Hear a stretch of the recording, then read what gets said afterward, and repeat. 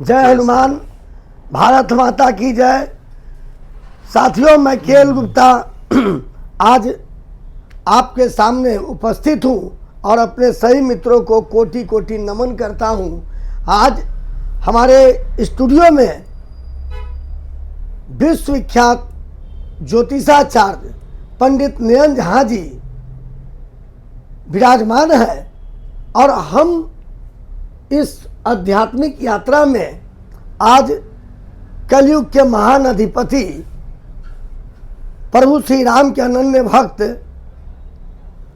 श्री हनुमान जी पर हम लोग आध्यात्मिक चर्चा करेंगे, जिससे मुख्य रूप से जो श्री हनुमान चालीसा है पंडित जी, वो अपने आप में ही एक ग्रंथ है जी।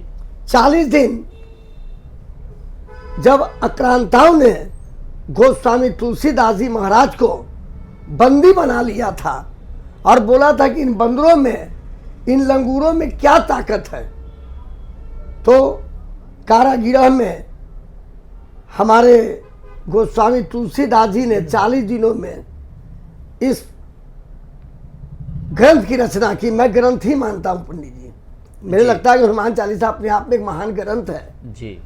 और जब ग्रंथ पूर्ण होने की अवस्था में आया तो आगरा में लाल किला पे लाखों बंदरों का आक्रमण हुआ और जब अकबर ने पूछा अपने सिपह सालारों से कि आखिर ये क्या है, तो बोला कि इन्हीं की कृपा है, महान संत है और आपने इनके साथ अत्याचार किया तो उन्हें बंदी गिरह से हटाना पड़ा।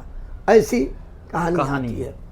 और भारत जो सनातन धर्मों का देश है, सनातन धर्मावलंबियों का देश है, जिससे पहले ही पंक्ति ने प्रभु ने गोस्वामी तुलसीदास जी ने लिखा है कि अतुलित बलधामम हेम शैलाव देहम दनुजवन कृषानुम ज्ञानी नाम अग्रगण्यम सकल गुण निधानम बांद्रा मधीसम रघुपति प्रिय भक्तम बात जातम नमामि। कलयुग के जो हमारे अधिपति हैं प्रभु हनुमान जी, आपका दृष्टिकोण, क्योंकि आप तो आध्यात्मिक कार्यों से जुड़े हैं और आपके बारे में मुझे पता है कि आप देश विदेश में ज्योतिषाचार्य के रूप में जाने जाते हैं और आप गणित और फलित और कुंडली विशेषज्ञ हैं। क्योंकि मुझे कई सूत्रों से पता चलता है कि आपके पास विदेश में ही बहुत भक्तजन हैं और जो आपसे राय लेते हैं और आपकी जो राय देने की जो क्षमता, उससे अगला बहुत लाभान्वित होता है। तो हनुमान जी के बारे में कुछ आप भी मार्गदर्शन करें हमारे साथियों को भी, मुझे भी, फिर हम एक चर्चा करते रहेंगे। देखिए, अगर हनुमान जी की बात करें तो ये शिव के रुद्र रूप हैं जी। रुद्र रूप का अर्थ होता है शिव का रूप होना, यानी सब कष्टों को दूर करना। अगर आप सही रूप से रामायण को ही पढ़ें तो राम जी के ऊपर जितना भी कष्ट आया सभी को हनुमान जी ने ही दूर किया। जी बिल्कुल बिल्कुल। राम जी तो एक मानव रूपी अवतार थे, उनमें सभी चीज की क्षमता नहीं थी, लेकिन हनुमान जी में सभी क्षमता थी दूर करने की। दूसरी सबसे बड़ी चीज क्या है कि उनमें अपार शक्ति भी है। और हम लोग भी ज्योतिष में यही कहते हैं कि अगर मान लीजिए आपको विदेश जाना है तो हनुमान जी में उड़ने की क्षमता थी, पवन पुत्र हैं जी, पवन तो पुत्र आप एक चम्मच घी, शुद्ध घी में सिंदूर डालकर, कुमकुम डालकर पैर हाथ में मालिश कीजिए। अगर वो हाथ खुश हो जाएंगे तो आप विदेश चले जाएंगे। शनि का हो, मंगल का हो, किसी का भी प्रकोप हो, आप किसी भी बजरंगबली के मंदिर में ध्वज गड़वाइए, आपका वो कष्ट दूर होगा। जी बिल्कुल, है ना। दूसरी चीज क्या है कि इनमें अपार क्षमता इसलिए भी है, एक तो जल्दी कष्ट दूर करने की क्षमता जी हाँ, इन्हीं में है। हाँ हाँ। और सबसे और एक बड़ी चीज ये है कि ये हमेशा से जैसे इन्हें वरदान है, राम जी ने इन्हें वरदान दिया है कि आप जन्म मतलब कि आपका जो है हमेशा पृथ्वी पर हाँ, वास जन्म होगा। मृत्यु सब परे है, से परे। अमृत का प्रदान दिया प्रभु हाँ, ने। अब हम जो है हमेशा पृथ्वी पर विराजमान होने के कारण क्या होता है कि सुनवाई भी वहां जल्दी होती है। जी बिल्कुल। इस कारण से दूसरा सबसे बड़ा कारण क्या है कि इनमें सूर्य बचपन में ही सूर्य को जैसे गले में ले निकल लिए गए थे, फल या समझकर। अब मतलब कि कृष्ण महाभारत में भी ये अर्जुन के रथ पे विराजमान थे। थे। तो ये ऐसा कोई भी युग नहीं रहा जो उनका एक अच्छा मतलब जी समझिए जी कि बिल्कुल। तो प्रभाव खास नहीं करके मैं ये बोल देखिए, प्रभु का जो वर्णन है, देखिए प्रभु अपने आप में अष्ट सिद्धि नवनिधि के दाता है। जी 8 सिद्धियां प्रभु को प्राप्त है। और इससे बड़ी बात, जैसा कि आप पंडित नयन झा जी बतला रहे थे कि देखिए रामायण के प्रसंग को आप पढ़ेंगे, जी और मैं इस पॉडकास्ट के माध्यम से युवाओं को भी मैं निवेदन करता हूं जी कि वो ग्रंथ लाल कपड़ा में बांध के रखने का नहीं है। जी उसको हर दिन कम से कम 1-2 पेज भी आप पढ़ेंगे तो आपके जीवन में रोग शोक संताप और दुनिया के जो भी कष्ट है, बिन बाधा, उससे आप दूर हो जाएंगे। और हनुमान चालीसा तो उसके लिए रामबाण है ही। मैं बतला रहा था कि देखिए पूरे रामचरितमानस के प्रसंग में आप देखेंगे तो उसमें जितने भी हमारे देवता ग्रंथ हैं उन्होंने रोया है, कर्दन किया है, लेकिन श्री हनुमान जी को आप किसी भी जगह पर कर्दन करते हुए नहीं देखा गया, दुख व्याप्त करते हुए नहीं, क्योंकि राम काज करिबे को आतुर, प्रभु चरित सुनबे को रसिया, राम लखन सीता मन बसिया। जब उसी प्रसंग में जब लक्ष्मण जी को जब बाण लगा था तो हनुमान जी संजीवनी लाने लंका जाते हैं। हाँ सुबह होने में कुछ पल रहता है तो वहाँ प्रभु श्री राम भी रोते हैं कि आ लौट के आजा हनुमान, तुम्हें श्री राम बुलाते हैं। तो कहने का मतलब कि हमारे पृथ्वी पर जो हमारे हनुमान जी विराजमान है, वो उनकी पूजा से, जैसा कि आपने बताया कि सभी सिद्धियां मिलती है, हमें समस्या का अंत होता है, लेकिन आप देशवासियों को आध्यात्मिक संदेश क्या देना चाहते हैं? हमारे युवाओं को किस तरह से अवसाद से मुक्ति मिले, एंजाइटी से मुक्ति मिले। अब देखिए ना, हमारे देश में युवा हमारे यशस्वी प्रधानमंत्री भी युवा की बात करते हैं जी, लेकिन आप सड़कों पे आप जहाँ रहते हैं, दिल्ली में, बॉम्बे में, जहाँ युवाओं का, मैं सोचता हूँ कि युवाओं झुकाव नहीं है ना, मार्गदर्शन न रहने से हमारे युवा नशा में और कई तरह के उल्टे कामों में लगे हैं। तो उसको अवेयरनेस के लिए तो हम लोग अभियान चलाते ही हैं, लेकिन मैं उन युवाओं से बोलता हूं कि आप कम से कम एक शुरुआत करें, 21 दिन तक लगातार श्री हनुमान चालीसा का पाठ करें, आपके जीवन में महापरिवर्तन आएगा। आपका इस बारे में क्या कहना है पंडित नयन जी? सबसे बड़ी चीज क्या है कि एक तो पॉजिटिव सोच आती है, हमारा जो सकारात्मक सोच होता है जी जी। हनुमान चालीसा पढ़ने से।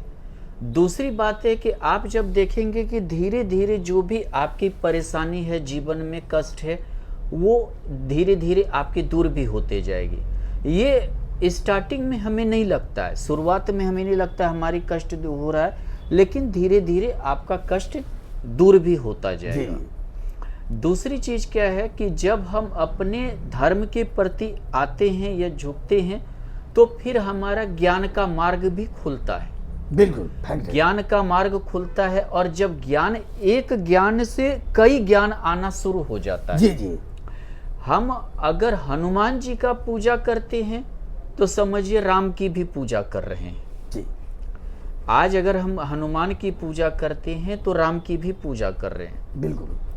और अगर राम की पूजा करते यदि हनुमान की ना करे तो वो भी पूजा अधूरा रह जाएगा। हाँ, बिल्कुल, हमारा बहुत अच्छी बात बताया। ये जो है जी। हमारा पूजा अधूरा रह जाएगा। इसी के लिए हमें सार्थक बनना पड़ेगा और हमें जो है जैसे बजरंग बली का स्थापना करना, या घर में पंचमुखी हनुमान लगाइए। कहा जाता है कि पंचमुखी हनुमान अगर दक्षिण दीवार पर हम लगाते हैं तो हमारा सारा जो है वास्तु दोष दूर ऑटोमेटिक हो जाता है। अगर मान लीजिए कि बजरंग बली का झंडा लगाते हैं दक्षिण कॉर्नर पे, दक्षिण और पश्चिम कॉर्नर पे, तो हमारा जो भी घर में केस मुकदमा लड़ाई झगड़ा का योग होता है वो समाप्त हो जाता है। तो इसे अगर हम सार्थक रूप से जीवन में उतारें तो ये समझिए कि हमारे कष्टों का, हर कष्ट का निवारण हो जाता है और हमारे घर से लड़ाई झगड़ा केस मुकदमा इत्यादि का निवारण हो जाता है।